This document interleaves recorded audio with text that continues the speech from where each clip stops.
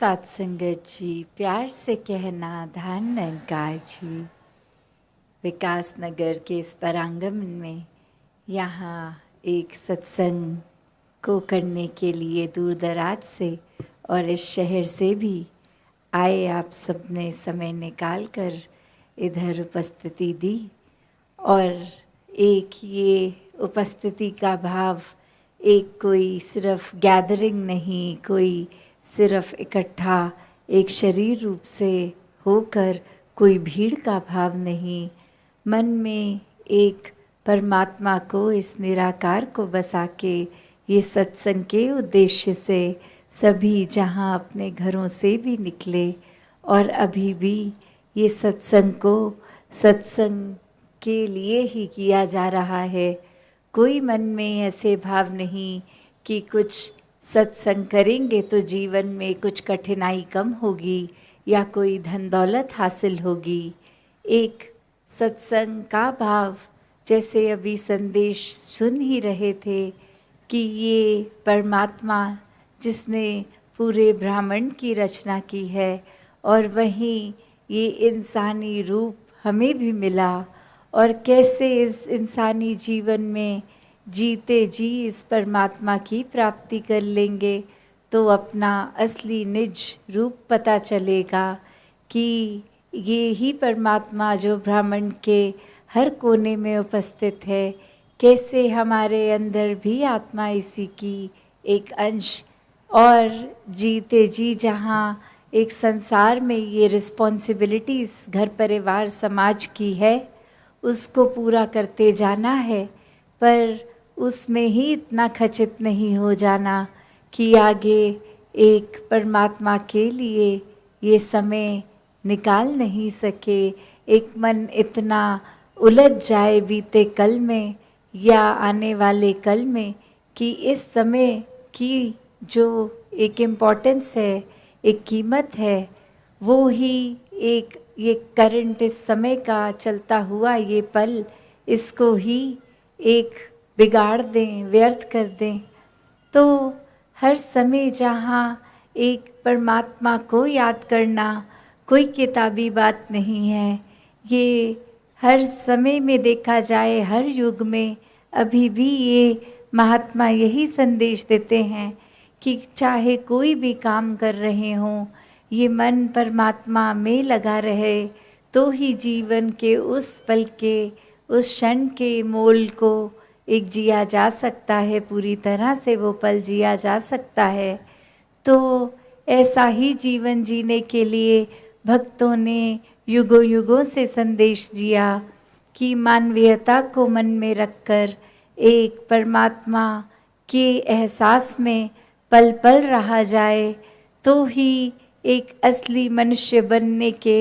एक हकदार हैं हम। एक जीवन वो वाकई ही मनुष्य का जी रहे हैं, सिर्फ शरीर की जीने को ही एक मानवीय जीवन नहीं कहा जा सकता। मानवीय गुणों पे जो जीवन है वो ही एक मानवीय जीवन है।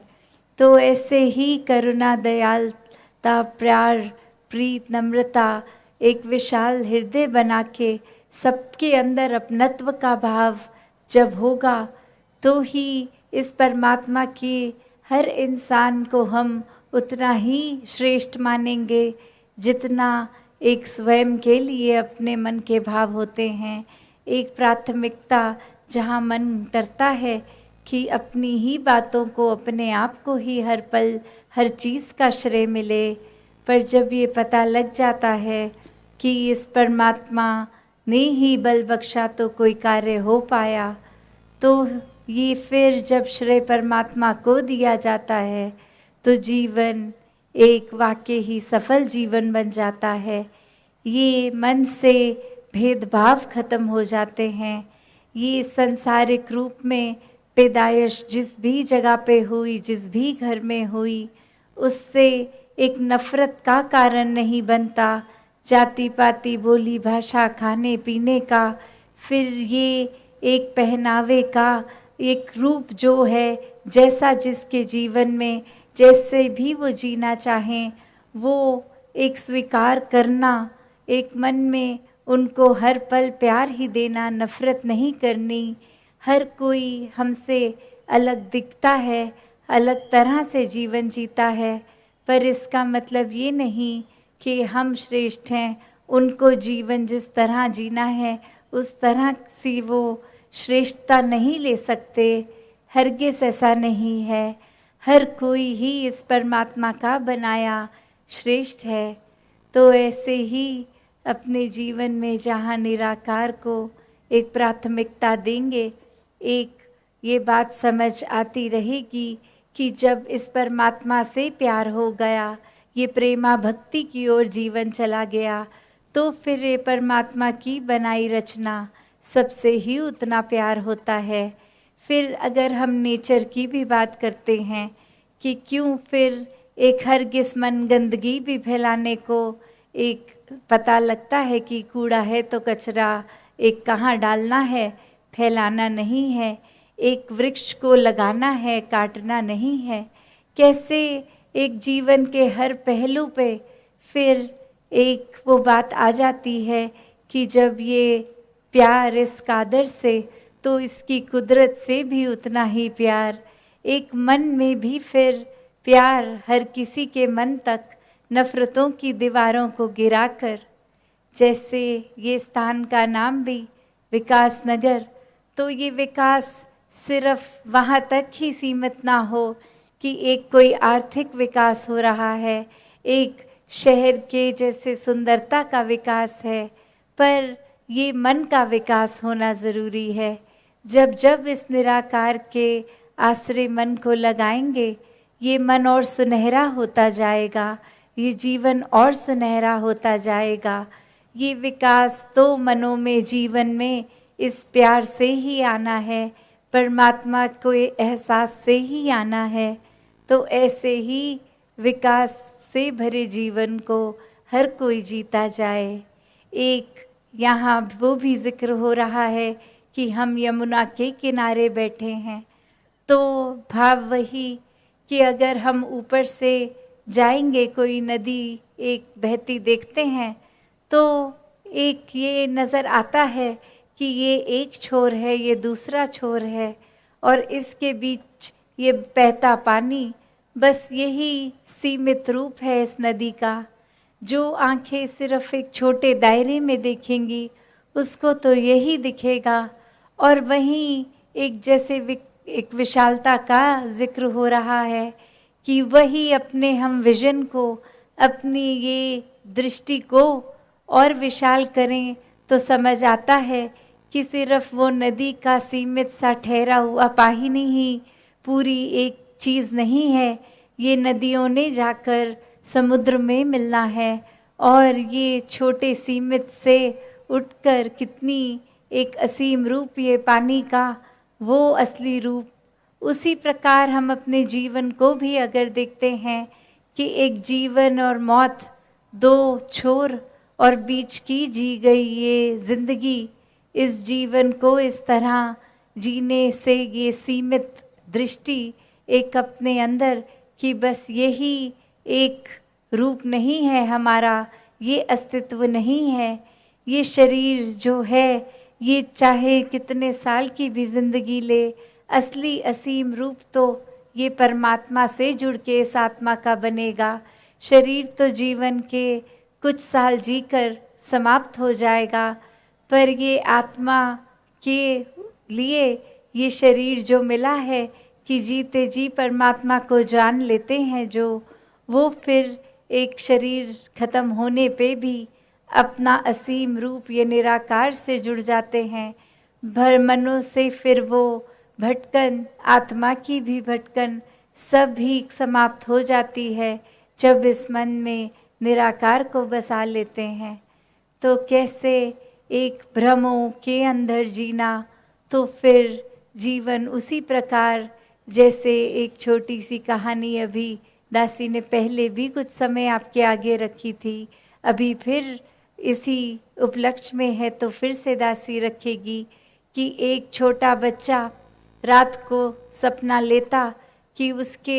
पेट में एक चूहा चला गया है, और वहीं सुबह उठते ही अपने माता पिता से कहने लगा कि मैंने चूहा खा लिया है, मेरे पेट में चूहा है,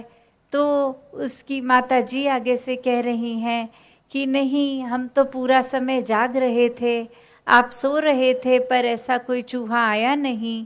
पर वो बच्चा अपने सपने को ही इतनी अच्छी सच्चाई मान रहा है, इतना उसी को हकीकत मान रहा है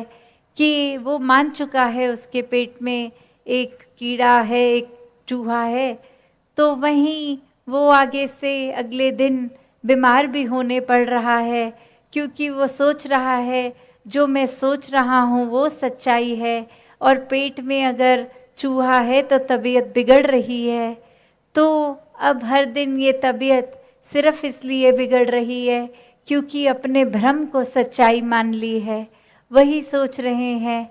तो आगे उसकी माता एक तरकीब निकालती है कि जब सुबह उठा के एक स्नान से पहले एक टॉयलेट की ओर लेके जा रही है, और एक नकली प्लास्टिक का एक चूहा ऑलरेडी वहाँ रख दिया है पहले से, और बच्चे को जैसे ही एक बिठाया और वो कार्य उसका शौच का ओवर जब हो गया, तो उसको दिखाती है माँ, देखो वो जो तुमने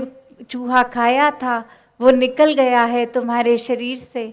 अब वो बच्चा बहुत खुश कि ठीक है, जो मैंने चूहा खाया था वो अब शरीर को तंग नहीं करेगा, और वहीं से स्वास्थ्य भी सुधर जाता है, खेल कूद पढ़ाई लिखाई फिर हो जाती है।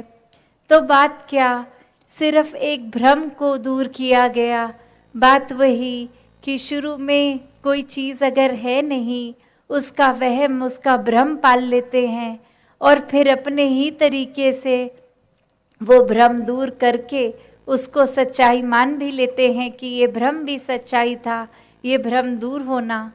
तो बात क्या है, ये निराकार ने तो ये आत्मा एक बिल्कुल ही साफ सुथरी हर एक के डाली,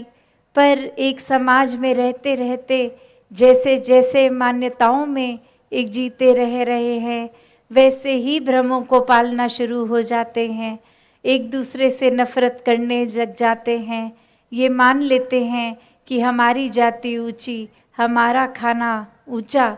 तो कैसे हर कोई एक ही समान है, भ्रम तो खुद ही हमने पाल लिए हैं। एक भ्रमों को दूर करके जीना है तो वो एक ही तरीके से हो सकता है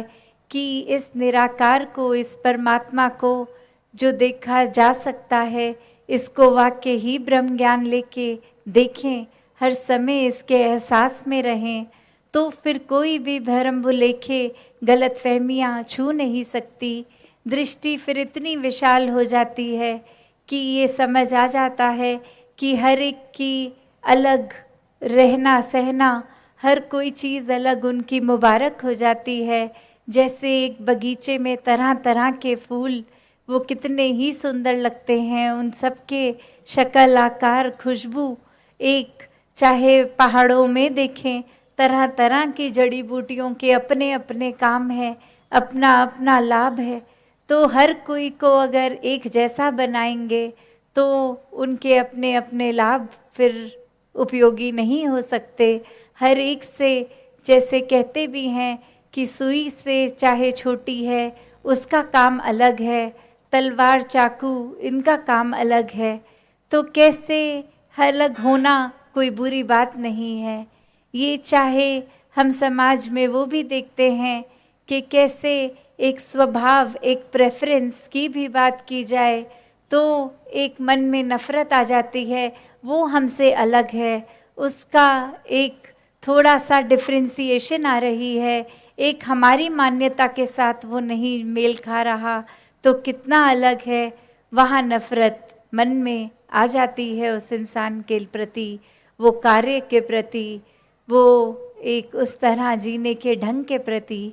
तो जब ब्रह्म ज्ञान से, इस निराकार से जुड़ जाते हैं तो अपनत्व का भाव आता है, एकत्व का भाव आता है कि सभी अपने हैं, एक परमात्मा से एक हम हो गए तो परमात्मा के हर बंदे से एक हो गए। तो ऐसे जीवन जीना ही एक मुबारक जीवन होता है, जो दूरियों को कम करके एकत्व को प्राथमिकता वाला जीवन, जो भ्रम भुलेखों को छोड़ के एक रस रह के इस निराकार पे मन को सहज कर लेते हैं, मन को स्थिर कर लेते हैं। तो दासी और समय ना लेके इन्हीं शब्दों से आपसे आज्ञा लेगी। साथ संगत जी, धन निरंकार जी।